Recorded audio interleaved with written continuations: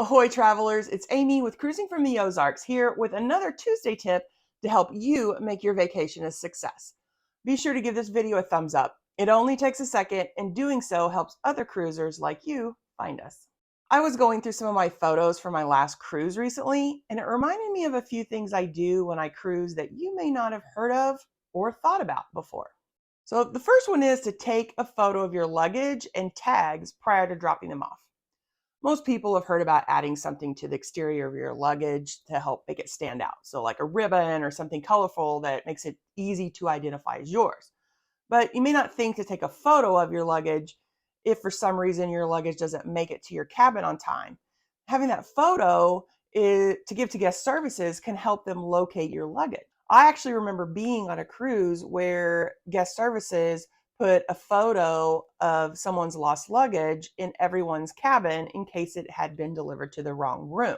Now, of course, we have modern ways of keeping track of your luggage today with GPS trackers like Apple Tags, but it's still a good idea to have a photo even if you have purchased a tracker for your luggage.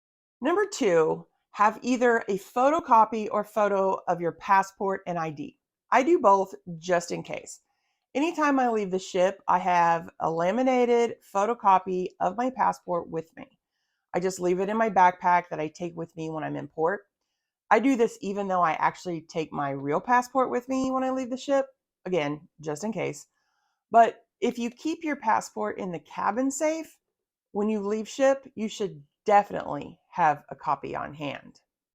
Now, I'm sure you can already tell that I like to be prepared for any eventuality, and that's probably why I'm an overpacker, no matter how much I try not to be.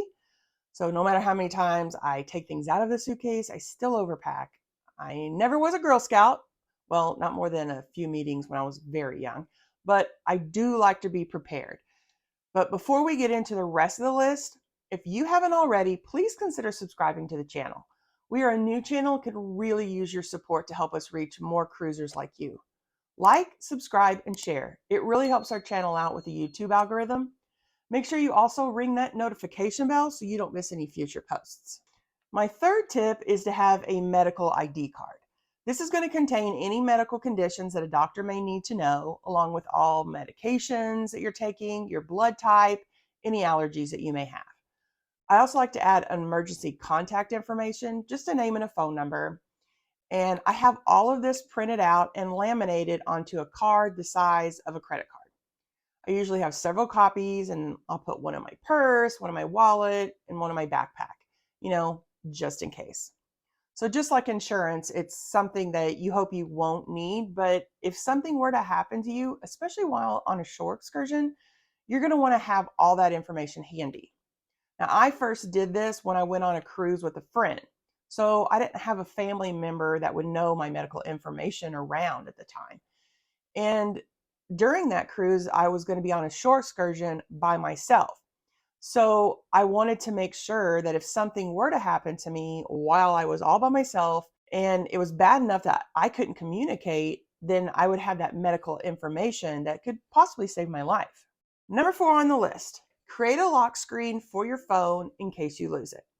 You can use an app like Canva or WordSwag to make a graphic that has your cabin number and or phone number of someone in your travel party. Then just set it as your lock screen.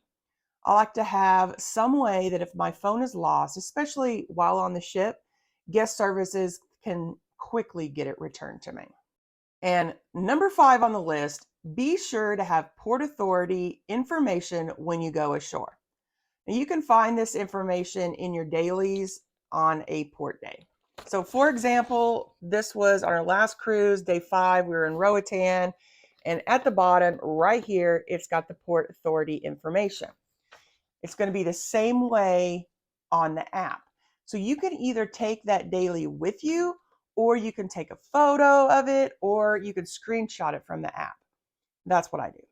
The Port Authority will be who you need to contact if you miss the ship. Now, calling Port Authority doesn't mean the ship's going to wait for you. However, they will be your point of contact if anything does happen to prevent you from making the ship. So have you done any of these things on your cruises? What other tips can you think of that not everyone may know about? Leave a comment below and let's get a conversation started. Check out this video and then come back next week for another video designed to help you have an amazing cruise. Have a blessed week, everyone.